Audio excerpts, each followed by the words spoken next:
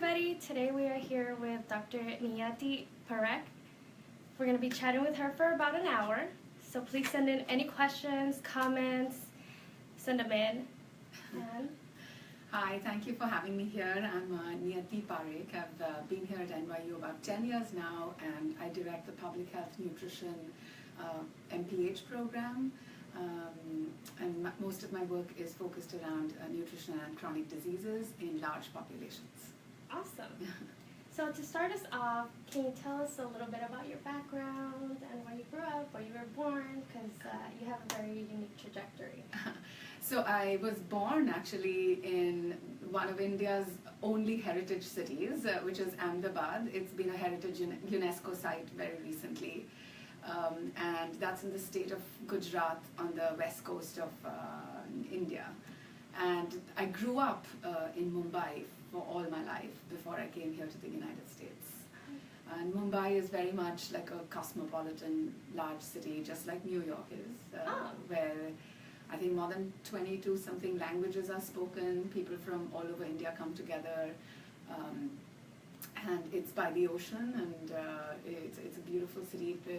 You still see remnants of the British colony. You know, the British colonized us. You see a lot of blends of the colonial era. So that's where I grew up. And just really quickly, what is a heritage city? Is that what you call it? Oh, the heritage city is it's a UNESCO site or a city where there's very old architecture and very old historical buildings that are preserved and not allowed to be touched or ruined. Got it. Yeah. Okay. And today we're going to do things a little bit different in that we're going to start off with a tour of Niyati's office today. So please, lead the tour. Tour of my office, I guess this is the corner that I spend most of my time. There's some pictures of my family. Okay. Very colorful in India, I guess, in the Indian clothes. Awesome. And this is when I got my PhD in Madison, Wisconsin. So that's my degree certificate. And let's see, what else do I have here? There's some teaching awards that I've had at NYU. And yeah, she has not just one, she has like, what, 4? And this is a painting my colleague left as a gift, parting gift before leaving NYU. Oh, where's it from? I don't think I really know, but South America. Oh, okay. Somewhere from one of the travels. Okay, cool. And I guess that's pretty much it. You have articles here. This is when I was featured in the Times of India a few years ago, I guess. It's Emperor of Maladies. Oh, okay, this is for a study. Awesome. So now we are gonna migrate over to another office. Sounds good. And let us go. They're doing some work in this office, but now you get a little tour of CGPH's new offices. Let's go.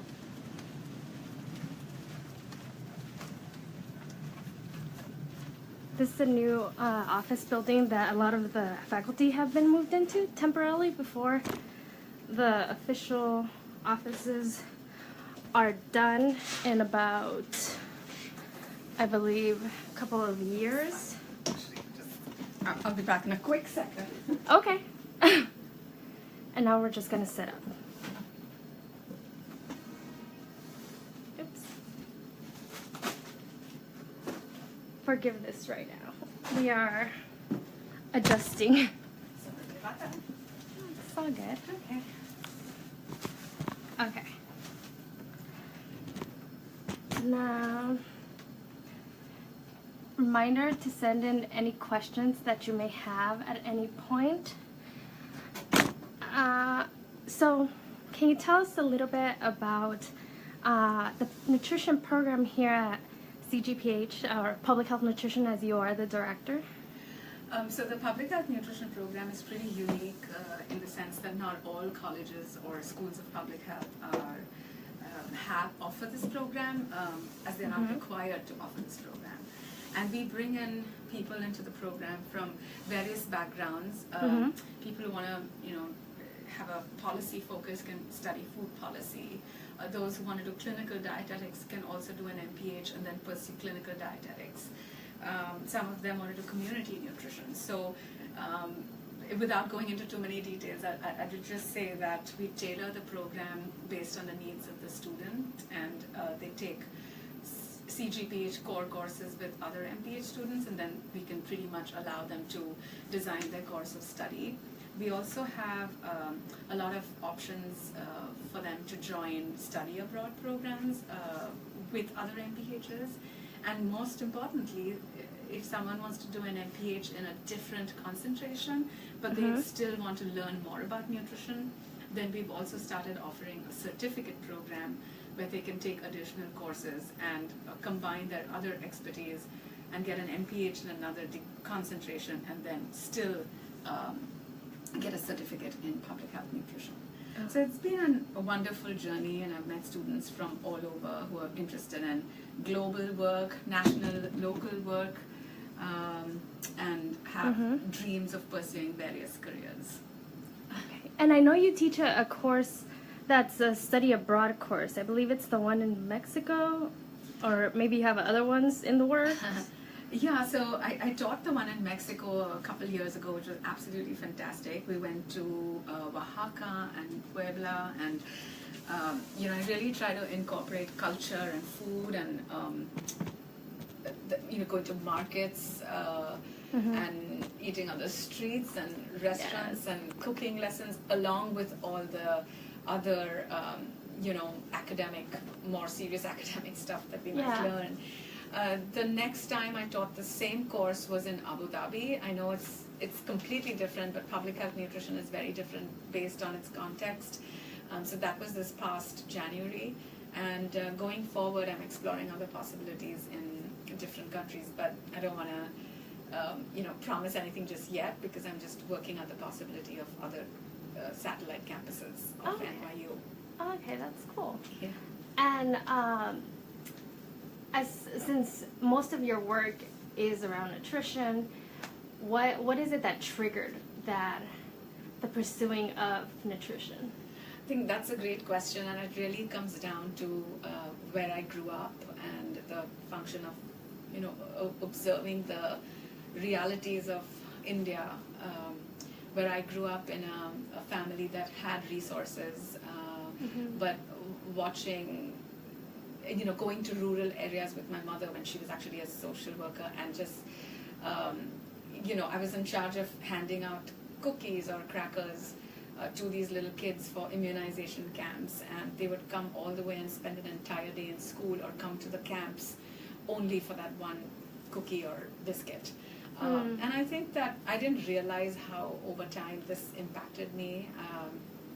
It was just the basic necessity of food and health, and sort of absorbing by osmosis my country, where I've seen a lot, and I know it's very hard sometimes to digest if you go as a foreigner, because I can see that with my kids. It's a lot for them to digest, but I think doing a lot of grassroots level work in India solidified my reason to be in nutrition, and I started as a clinical dietitian who also did community nutrition, and that's when I realized I wanted to not stop with a master's, but go on and commit myself to this field, and so I came to the United States to do a PhD. Okay.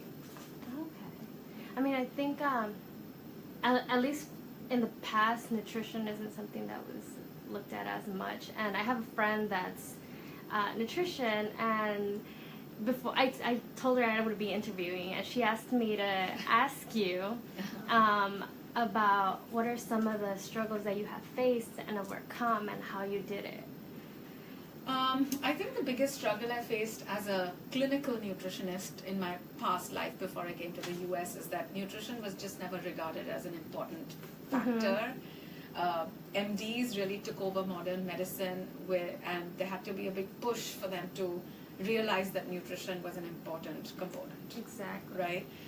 So just not having the same status as a healthcare worker, was kind of difficult. I think another struggle was that even in hospitals, they kind of felt a nutrition person shouldn't, they didn't allow us to exercise our knowledge of the clinical disease, like everything that we had studied. We were sort of pushed out and marginalized into the kitchen to just ask people what they would eat. So that was my huge frustration with clinical nutrition, and I think kind of switching over to public health nutrition is a lot more welcoming and integrating nutrition with all the other fields.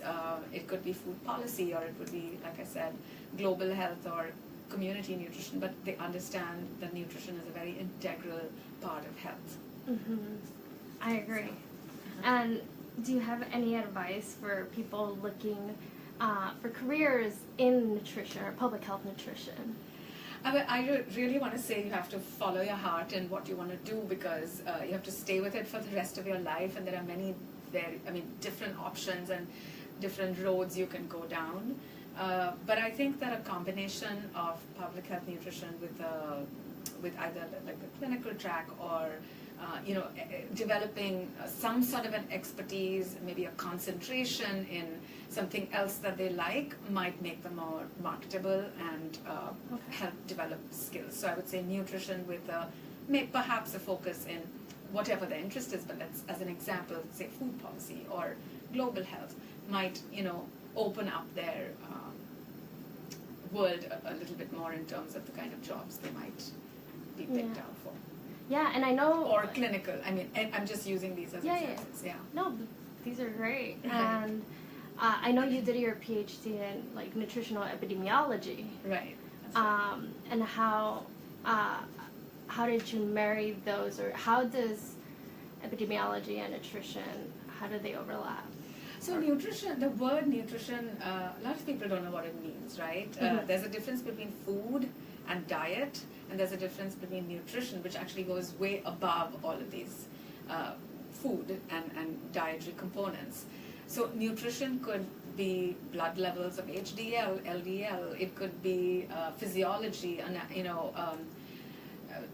biochemistry even. So when I use the word nutrition, it's really broad. People can end up doing a PhD in nutritional biochemistry or in nutritional physiology or just in food science, right?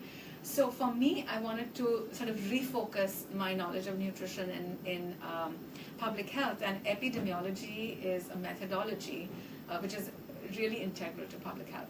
So that's how I married the two, applying the concepts of nutrition that I learned into population-based work. And that's why I decided to pursue a PhD in nutritional epidemiology so that I could make my way into the public health field pretty easily. Yeah, definitely. And what are some of the projects or work that you're currently in the middle of? Oh, okay, that's a great question. Some of the things that I'm in the middle of are not going to reflect, obviously, on the website. But, I'm working with a very large population at the moment, called the Framingham Heart Study, which a lot of Americans might be familiar with. It's a population of 3 generations of familial generations of data. So I have data for 60 years for 3 familial generations. So it can actually keep me busy for maybe 10 or 15 years at least.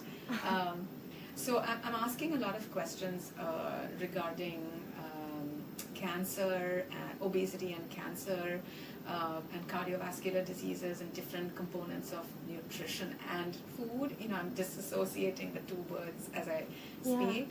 I'm also very interested in early life risk factors within the Framingham Heart Study. It gives me a very unique opportunity to look at birth-related risk factors with adulthood diseases such as obesity, cardiovascular disease, and cancer relating to birth factors. It also gives me an opportunity to look at parents' risk factors and 2 generations down the road, because like I said, we have data from 3 different generations.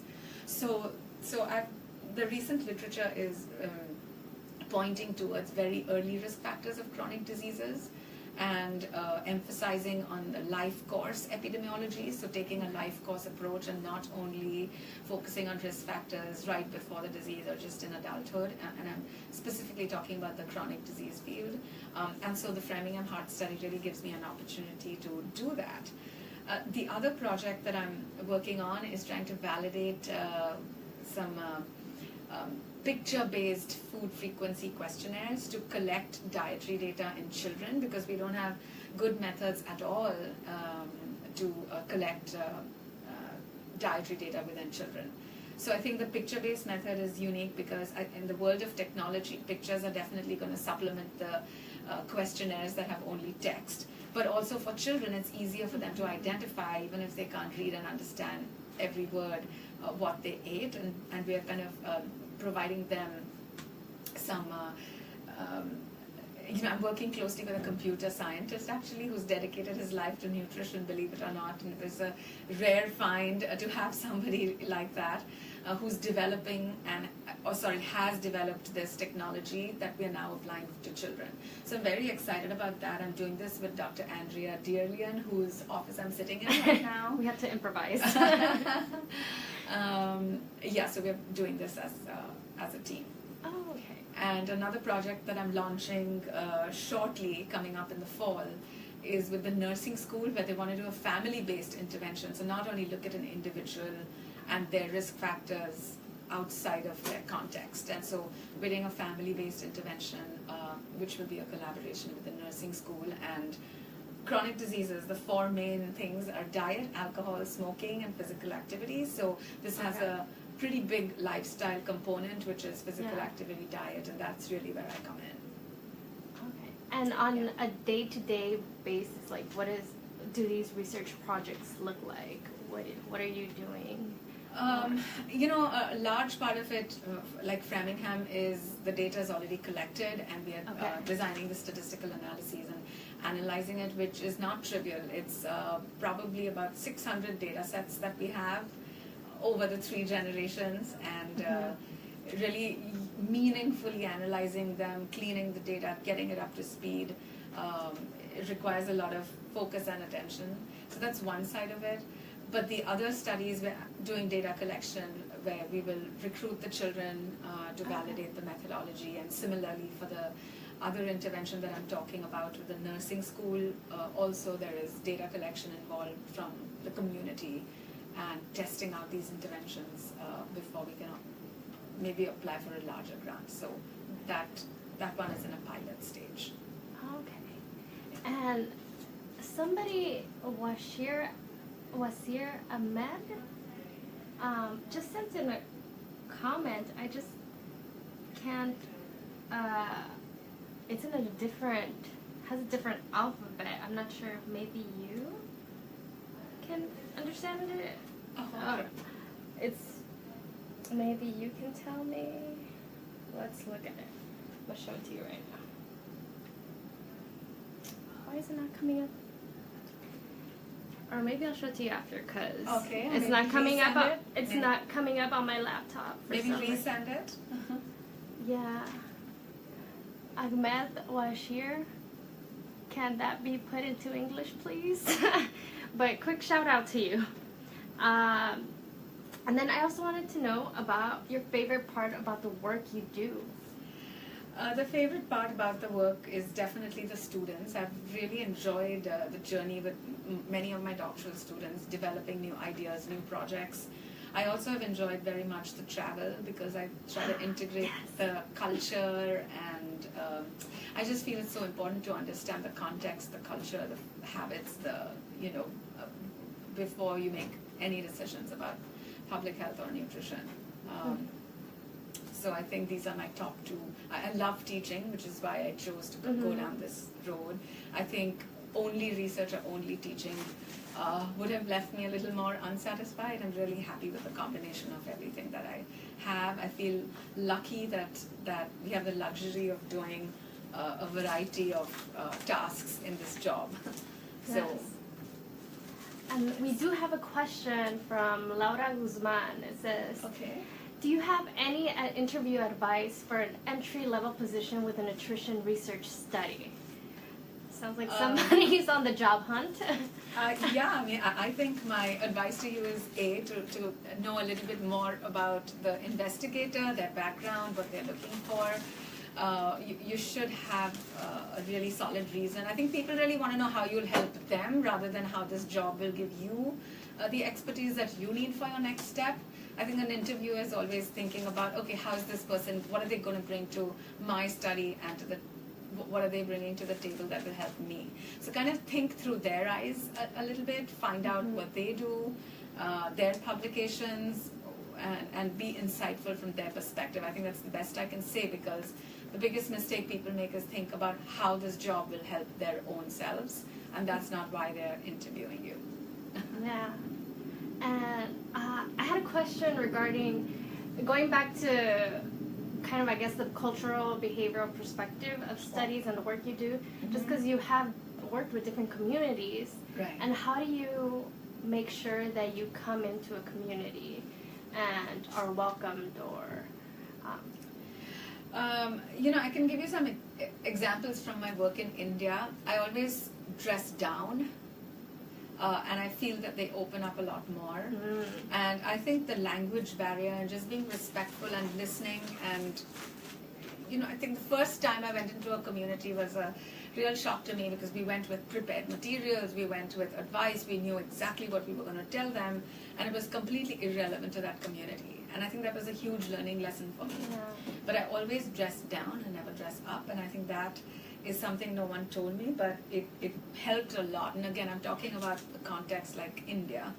And to just listen and to be respectful of their culture and their norms and whatever the expectation in that community is before you start making a change. I think to get their trust, even if it's for a few hours, to break the ice, to do something where they can see that you're going to benefit them, rather than someone who just came, helped, went away, and didn't care about what's going to remain after we left. Yeah. So, and do you stay connected to any of the people that you've worked with in the past? not the communities per se. We've worked with community health workers and such, and they're changing. But yeah, I think I've always made. I feel like I'm really good with people, and I've always made friends wherever I've gone. I still have friends in India. I used to be a lecturer there. That's what we're called before you get a PhD. And I still go back. I still go back for lectures, workshops, any way that I can contribute. I've kept in touch with undergrad teachers, professors. We have a nice connection. Oh, but yeah, I think that's so important. Especially when you're working with people. And now I want to talk about your favorite parts about CGPH. Why did you choose CGPH? Well, like I said, I really feel that there was a home for nutrition and public health in a public health school, right? CGPH has done a lot of innovative programs, which I haven't seen in so many different departments that I can say I've been. I think just the breadth and depth of a variety of subjects and courses is what I love about CGPH. The fact that I could be working with a lawyer who's doing food policy and an MD would never have really happened if I hadn't picked public health, because public health is so many different fields coming together. And I think it's really, I've grown as a person tremendously being in public health. Also, travel is very, very important to me, and I think it builds my character, and I've had a chance to travel to so many different countries through my work. Sometimes it's CGPH, sometimes it's, like conferences, or sometimes even I club up personal travel around some of the work travel, and I think it's really opened my horizons a lot. I see. Oh, so where else have you traveled? Oh, wow. I've traveled to more than 40 countries. I've traveled a lot in Asia, and that was a lot when I lived in India. I've been to Indonesia, China, Philippines, Thailand, actually a lot of different countries in Asia. India India to me is like almost like Europe. It's one country where Europe isn't. It's made of so many different countries. Yeah. But India's like Europe. Every state in India is like a different country. So you can cross borders 2 hours and completely different language, food, culture. So I've done India from coast to coast, north to south, every bit of it, and understand the differences. I've traveled extensively in Europe and the United States, Canada, South America. I haven't traveled extensively, but I've been to Brazil and Argentina, and I really wish to do more. Mexico, South Africa, Ghana, Wow. and Kenya, Mauritius, which is a little island of Africa. So, yeah. Oh my goodness, with so many countries that you've traveled to, do you know any other languages? I don't really know other languages besides Indian languages. We grew up with 4 languages all at the same time. Wow. I want to say that English is my most fluent language. I think pretty much in English because I went to school, to an English medium school. So from the time I learned the alphabets, it was English. But even today, I can switch around to any language that's required. Hindi is our national language, Gujarati, Marathi, and I understand other Indian languages if there's similarities, but I can't necessarily speak those languages. And then there are others that are completely different, which I wouldn't even know the difference between, Russian and this other Indian language, because to me it's just foreign. Yeah. But we, can, in the same conversation, kind of switch around.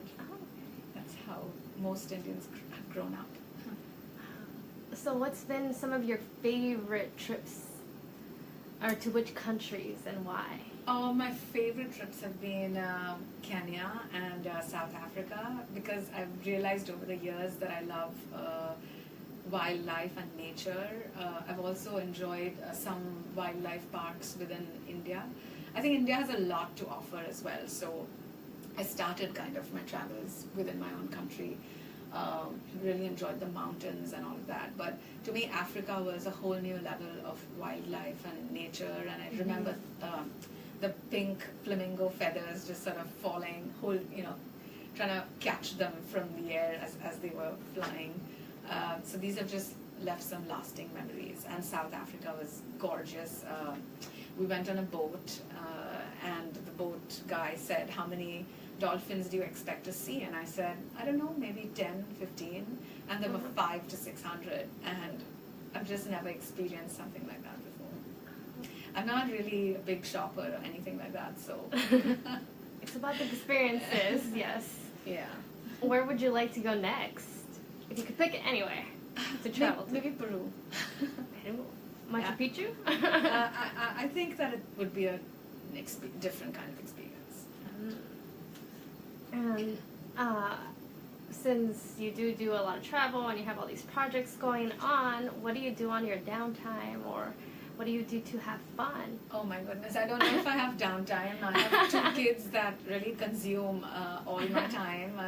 In my downtime, I'm running around, dropping off and picking them up. But I'm also a folk dancer for over 30 years, and I teach workshop in my kids' school. And if they ask me to do something fun, that's what I can get drawn towards. Oh, okay. So you're like a super mom. I don't think anyone has a choice. Anyone in my situation will just turn into a super mom. And do you incorporate any of your work into these activities you do for your children, or at their school? Yes, I'm on in any school that they've been to, preschool, regular, school. I'm always on the health committee and sort of designing some of the health activities behind the scenes. And sometimes, if I'm available, I even participate and organize and take the lead on organizing it the day off. So we do a lot of little talks, sessions with parents, children. They don't really have a nutrition curriculum at all, and there's so many misconceptions. And I think in early childhood is when they're learning how to, forming their habits. So I try to do very simple projects when they're in preschool to a little more advanced as they go through their elementary school. No, that's awesome. Yeah, and like you're able to provide all these, your expertise to all these other children too, and That's right. that's amazing. And do you have anybody that along the way helped you out? Any mentors? I really can't say that there was one person. I think I got inspired by several people, and really nobody rich and famous. Just people who inspired me along my academic journey. Yes. I loved biology when I was in grade school, and that's primarily because of the teacher I had. And I think that sort of put me in the science path to begin with.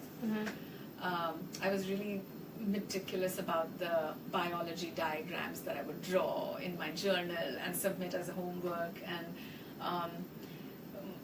just people who I least expected. I have an uncle who traveled a lot, and this was before I ever stepped out of India, and he gave me a National Geographic subscription.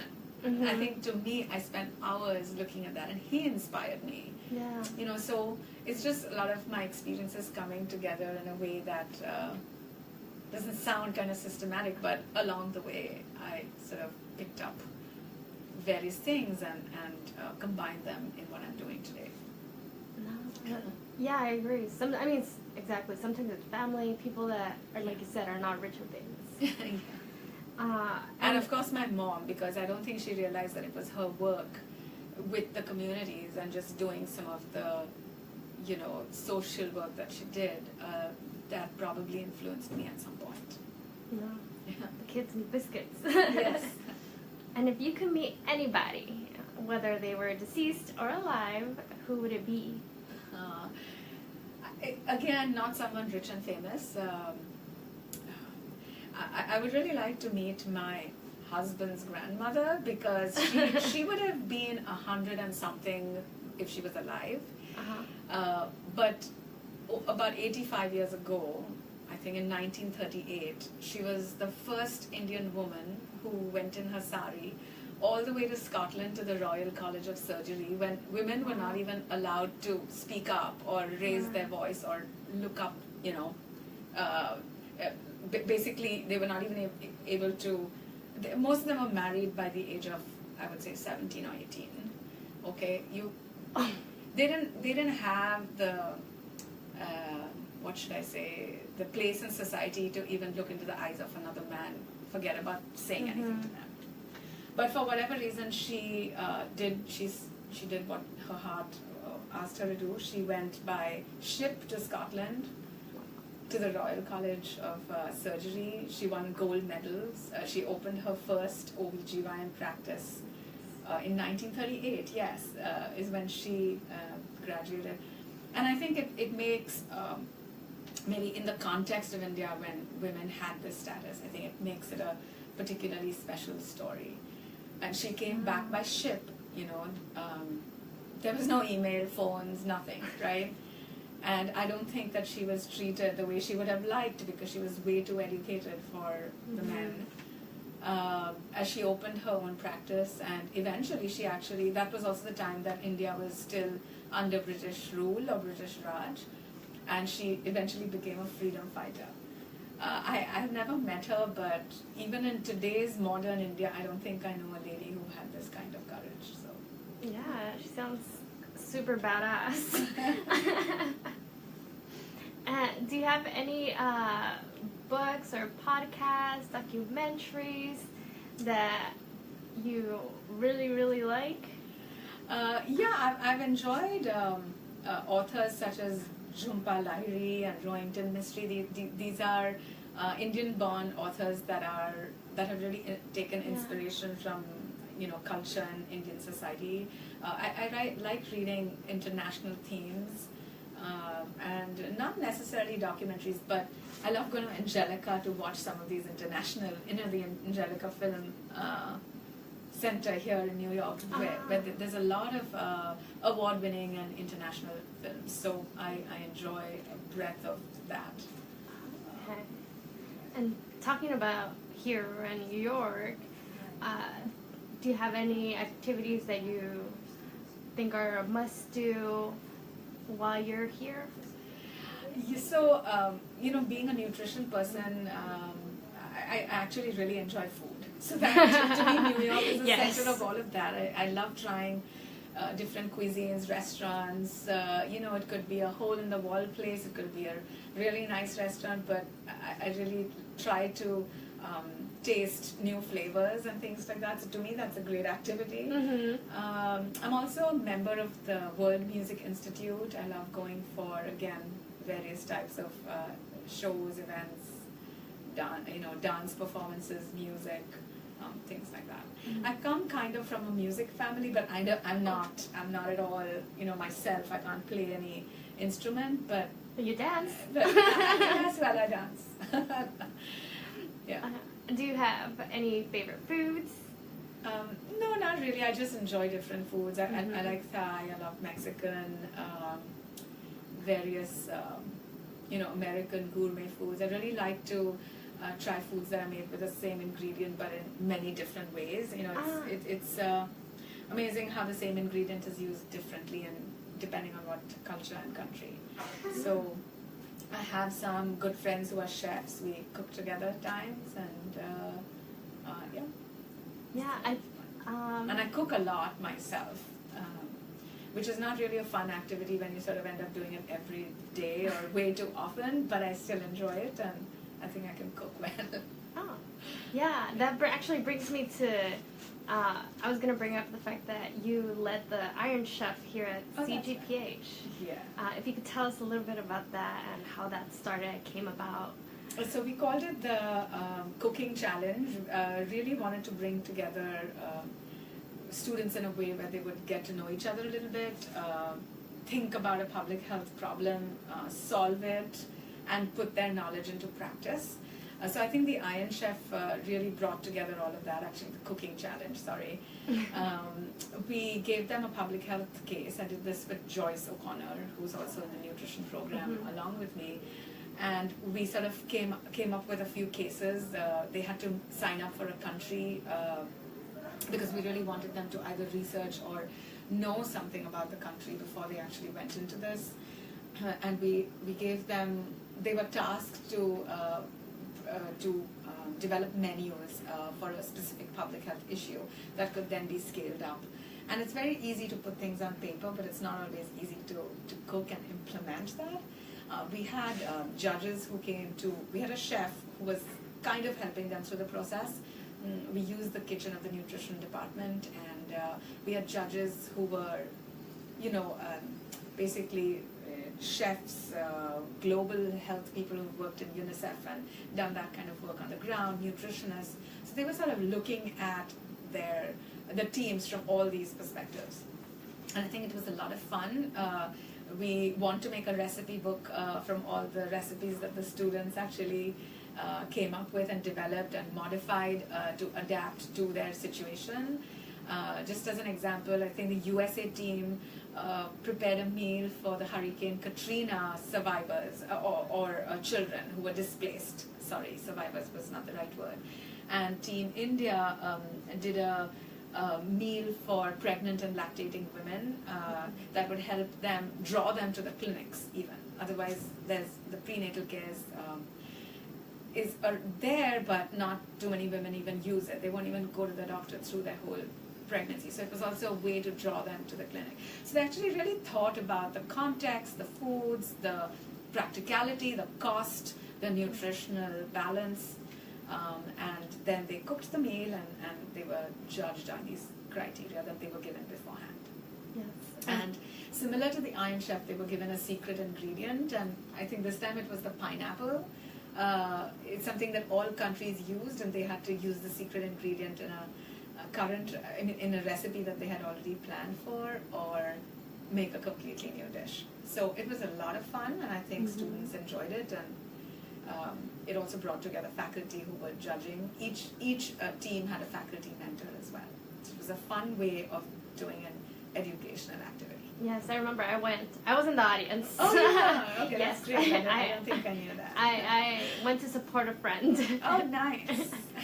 And we do have another question about saying, what do you think are the main nutrition problems in New York City and what can be done? Oh, that's a great question. I think New York City is very segregated. So there are pockets that have access to fresh produce and availability of just about anything. You can get strawberries from, Costa Rica and wherever. And then there are pockets where you really don't have access to anything fresh. If you turn around the fruit, it's rotten because no one bought it. So it's like a vicious cycle. It's cost as an issue. You can get in $1 or $2 maybe, you can get a really huge Coke and a big bag of chips and some white bread. And there are people who, when they don't know when the next meal is coming from, will try to maximize the number of calories purchased in $1 or $2. Whereas if you go and buy an avocado, it'll be $2. And it's a neighborhood specific issue. And I think one of the biggest issues here is just segregation and food insecurity. Another problem that's sort of coming to the forefront, not systematically studied, is food insecurity among college students as well. And we know that there's many colleges and campuses around New York City. It's an urban issue again. Nutrition. Yeah. And in your opinion, what are some gaps that public health practitioners can fill? Really understanding what the needs are, and a huge gap I think is there's so many. So I think no one thing without the other will really solve the issue, right? So one thing is nutrition literacy, but people just understanding. I think it's very confusing for people to know what they're eating. One day we say sugars are good, fats are bad. Now we're saying fats are good.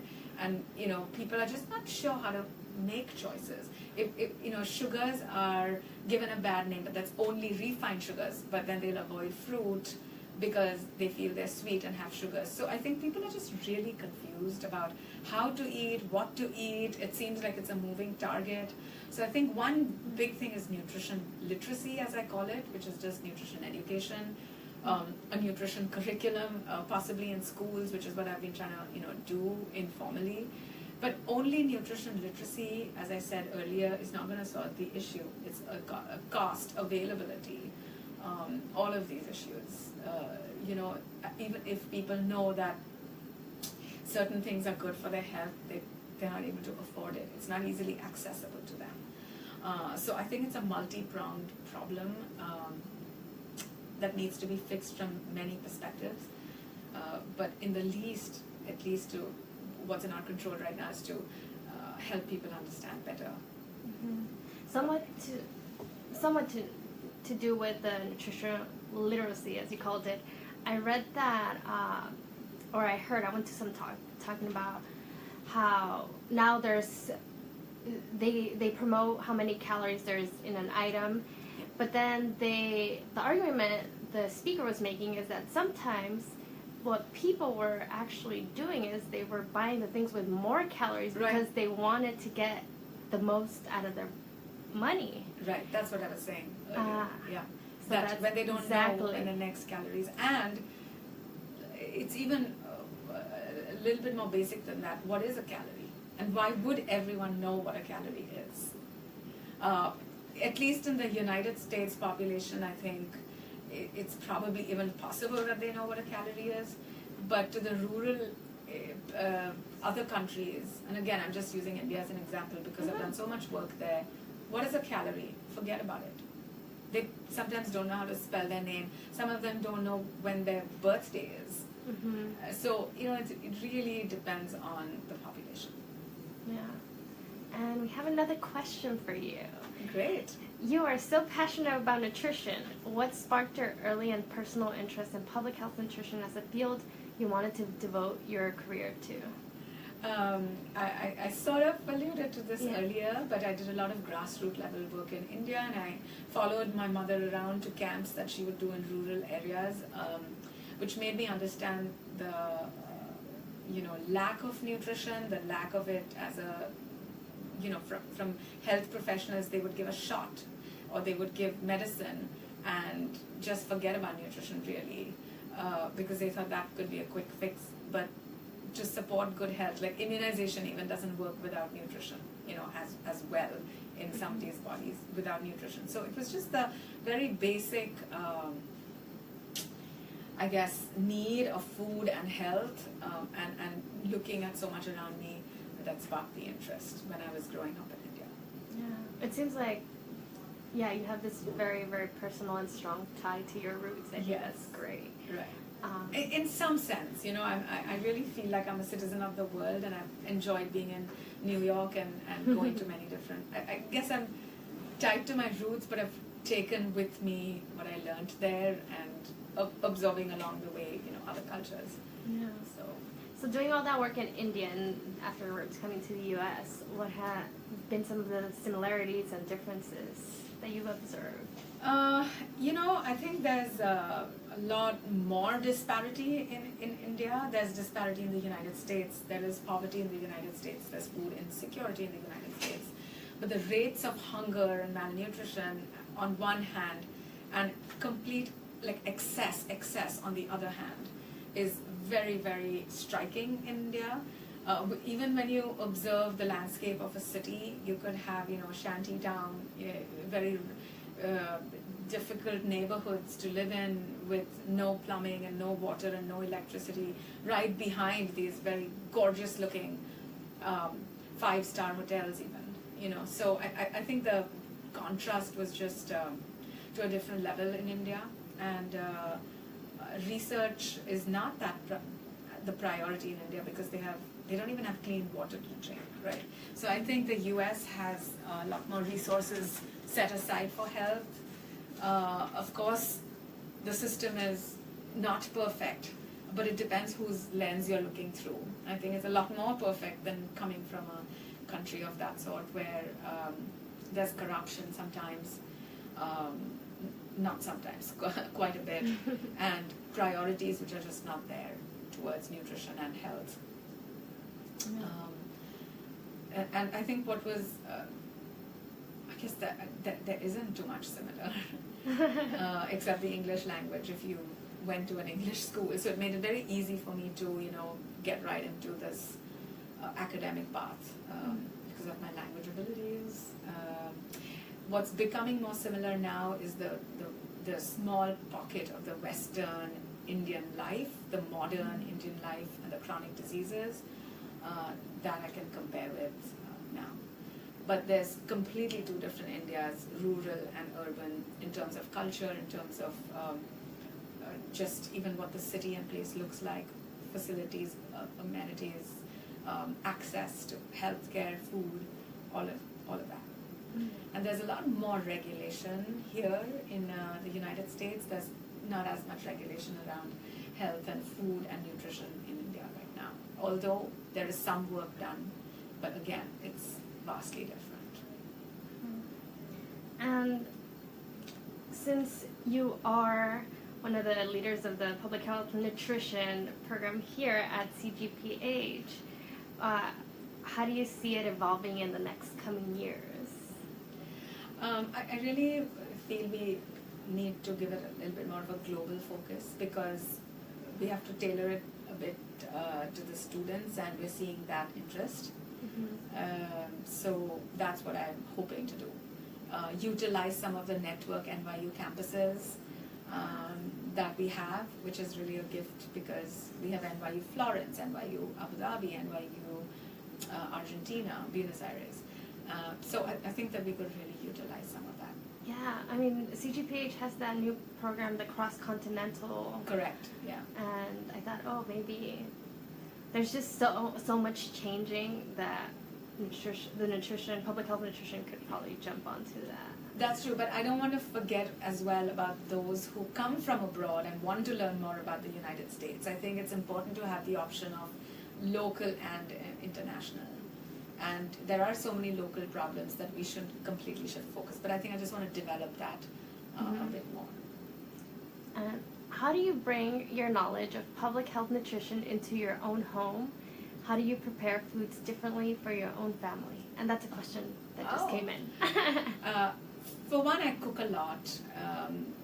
And I've heard the term being used that I prepare foods, I don't cook, which means you're just taking things out of a packet, heating it up, combining something quickly, microwaving it, or something is chopped and you toss it in. You know, like there's a lot of ways to prepare foods in this country where you're not truly cooking, you're just combining or opening up a can and heating.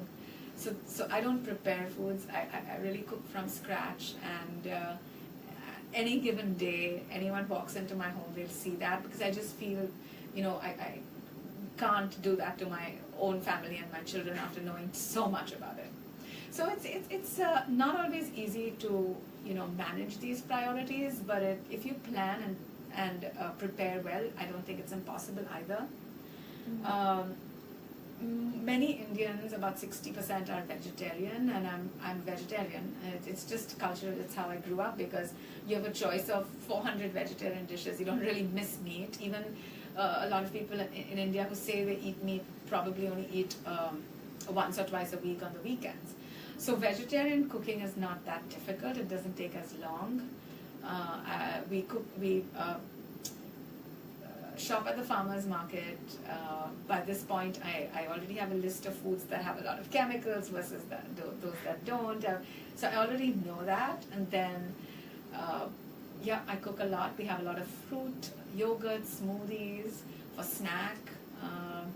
I've started encouraging my kids to cook with me, because so the huge gap, and I have to say this, it's not what everyone might want to hear, through the Iron Chef was just the lack of cooking abilities for several adults and students.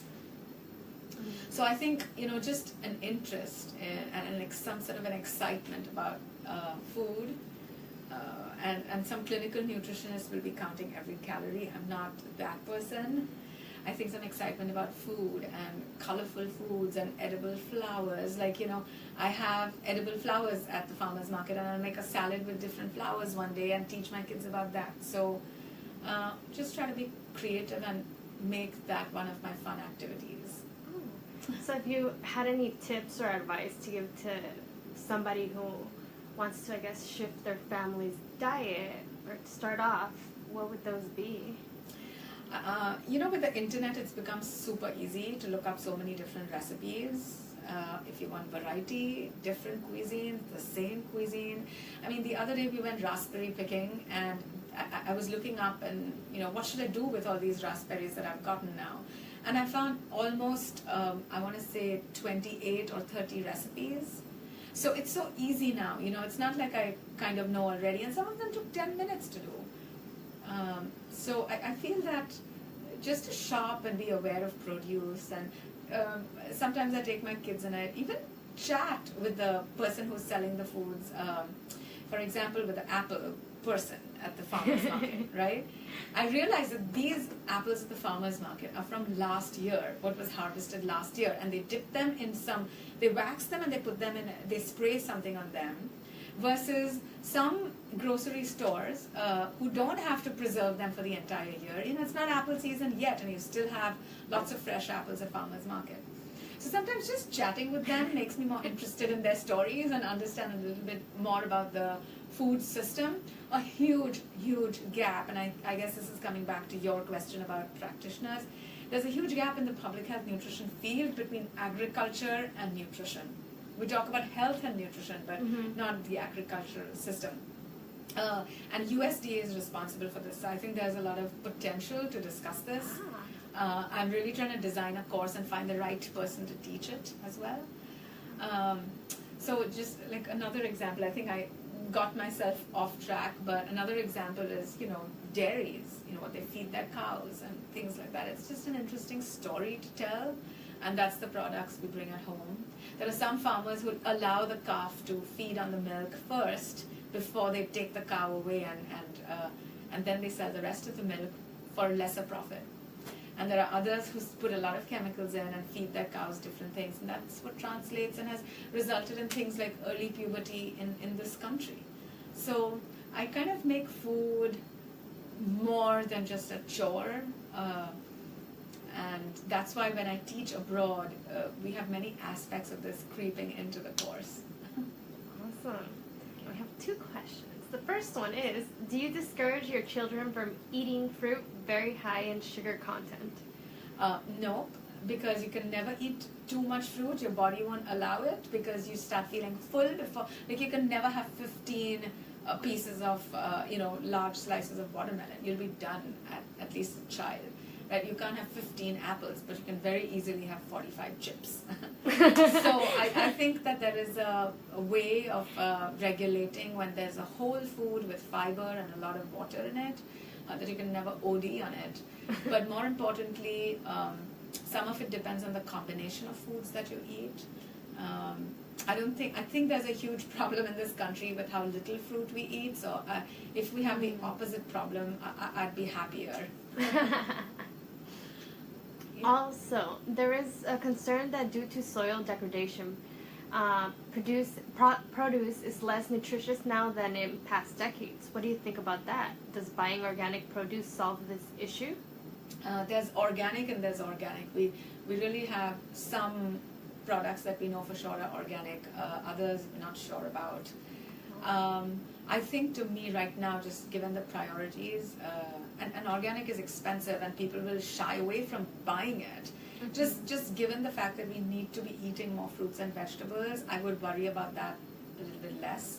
Just eat the fruits and vegetables first.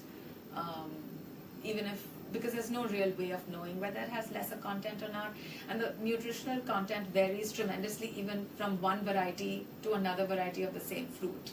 Right? You can have sweet potatoes that are white and sweet potatoes that are red, and you can have carrots that are orange and carrots that are purple, believe it or not, and carrots that are red and orange. So even without the soil issue, there's a varying content. I think the more important thing is just to eat the whole food and focus on eating the right foods as natural as possible, or cook them up slightly, roast them, takes 10 minutes. I think you should be good. But if that's the reason to not buy the fruit, or if it's organic and if it's too expensive, I'd rather that you eat it. That's really my bottom line. Do you try to teach the concept of healthy food advocacy to your children? Is it something you think children can actually help advocate? Yes, I think there's a peer pressure issue going on in their schools, right? There's an expectation that's set. So when children are parents are only allowed to bring in certain types of foods, I think it sends a very strong message to the children. For my kids, yes, this is crazy, but they know at least how to read the sugar on the label. And they know, especially in a lot of foods that have hidden sugars, I think it's a misconception that because it's chocolate milk or flavored yogurt, that it's healthy all the way, because that could have a lot of sugar too. Yeah. So I've definitely taught them a few things along the way, but in a fun way. It's not boring for them. They have fun. They come grocery shopping sometimes. We sometimes cook together, make them helpers. So it's advocacy without using that word, and they sort of have just learned the good habits. Yeah. And a lot of this is not me because it's nutrition. I think it's just growing up in a culture that started where there is no electricity, and even now in some rural areas there's no electricity, so they just had to come up with ways of making fresh food and maintaining that. And just growing up in a culture where you just only eat fresh foods. I don't think they ever have leftovers the next day. But I'm saying that was because of many, many years ago where there was no electricity or no refrigerators. That's just sort of a cultural thing that has come down.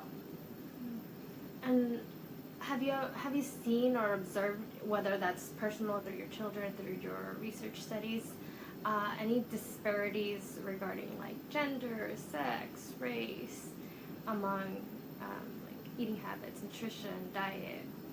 And not through my studies, because my study is not complete yet. Mm-hmm. But I think there's a lot of data in the literature to address exactly what you're saying. There is racial is huge, SES is huge.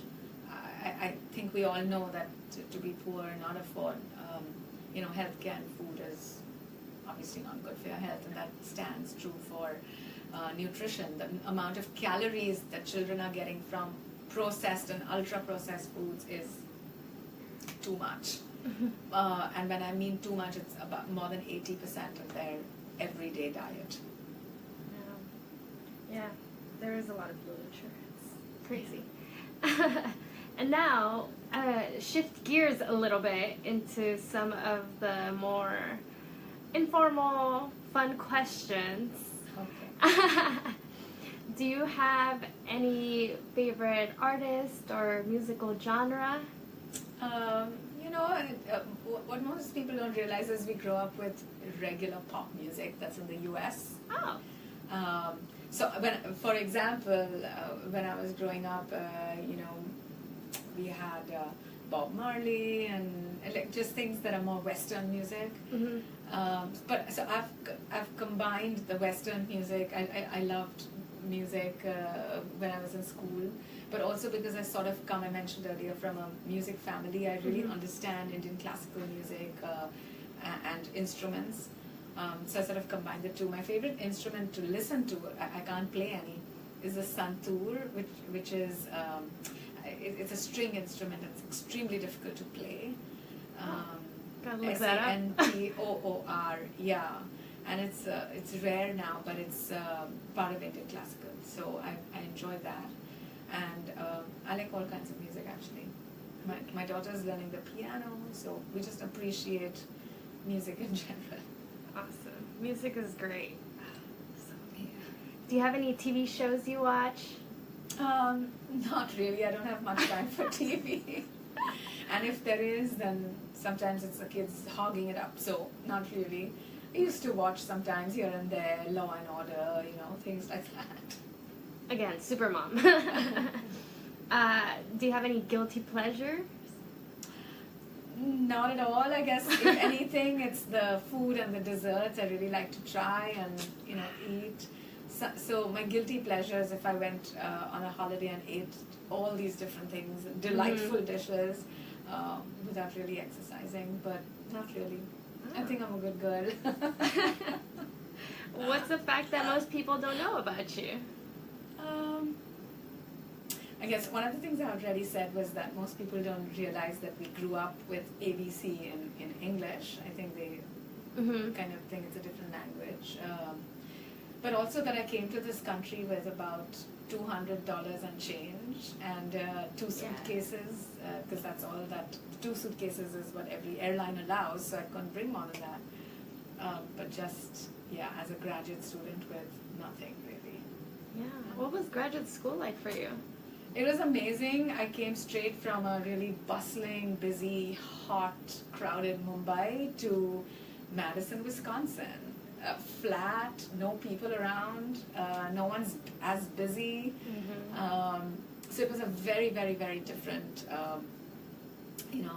place for me, a place I hadn't really ever been to in my life, and had just looked through the pictures on the internet. What I still remember is the first snowfall, because I hadn't seen snow falling. And it was October, it was a very light fall, and I called up everybody in my family and I said, "There's snow." And everyone in Wisconsin was looking at me and saying, "What are you talking about? Wait until it's February, because that's really what we call snow." So the seasons, and India doesn't have 4 seasons like this part of the world does. So it was just, combining everything, the rigorous training, working almost 24/7 literally as a graduate student, tutoring to make some money, playing badminton, which I really enjoy on the courts. I actually found enough people to play with, and just enjoying, a completely different life that I've never experienced before. So it was a very special time in my life that I was even trying to figure out what I would do next. And have you ever had any job outside of academia or research? I've been a contributor to popular press articles in the Times of India. Okay. I had my own health column actually. Oh, you had a column. Which was fun because I understood the subject matter and I wasn't just giving it to a journalist, but I was the one doing it. I've also been a consultant for a healthcare company in India, which was my very part-time job. And it was not very typical of corporate. I think they just gave me the free hand to do whatever I wanted, and it helped me look through a different lens. And of course, as part of academia, although it's not, academia, we used to go out to many communities and do work. And the one project that I think is very special to me is to help a pediatrician. At that time, I would just take on projects that came my way. I'm not you're not expected to really start your own. You sort of, because I just had a master's degree and I was a lecturer. But the project that comes to mind, which I'll never forget, is with a pediatrician to start a breast milk bank. And I hadn't really heard of that before, and that was a project that came my way. It was it was a very prominent hospital in the urban slums of India, near the urban slums rather. And it was the one single most project in my entire life that I feel actually saved lives, because people didn't have water, and those mothers who couldn't breastfeed would have to rely on kind of dirty water and very expensive formula, which they would water down. And then now suddenly they could receive free breast milk from milk that was collected from and pasteurized and collected from mothers who had excess milk or drip milk or other things. So it was a very simple and quick fix, and she empowered everybody to use this breast milk, and it, like I said, just absolutely saved lives. If you could do anything else as far as work, what would it be? Oh my goodness, I don't know when I would have the time to do it, really. I mean, if you weren't doing academia or research, what would be that other job? I think it would definitely be along the lines of something related to travel, or combining my academia skills and doing courses in different countries or something like that. I just enjoyed meeting people from all over the world. Yes.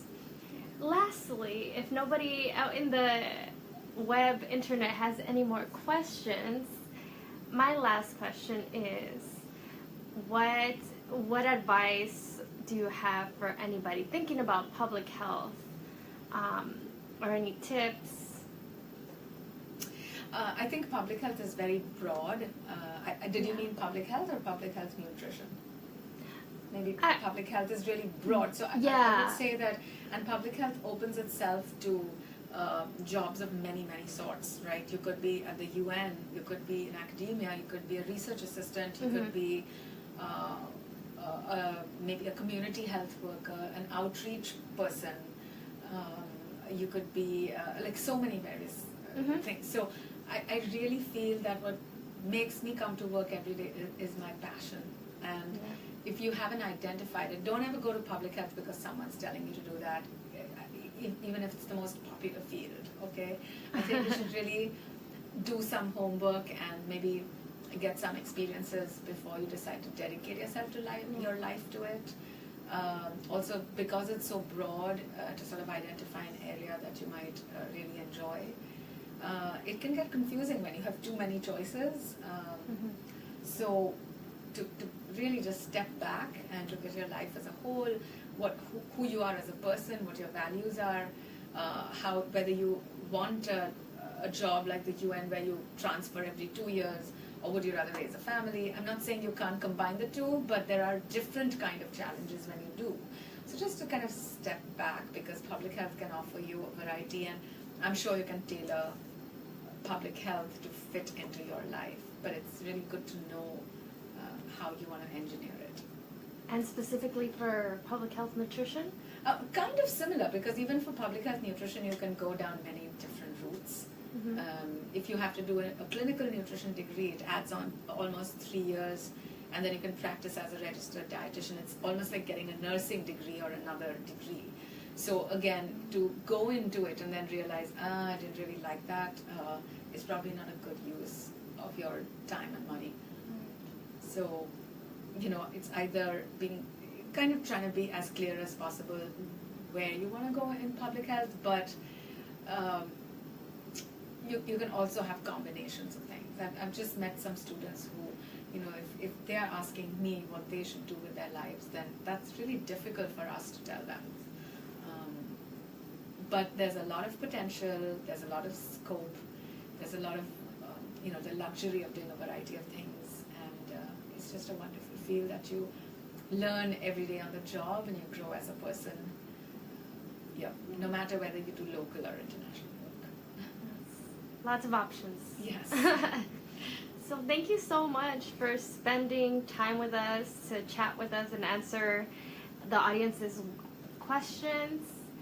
We are now going to say bye to everybody. Goodbye.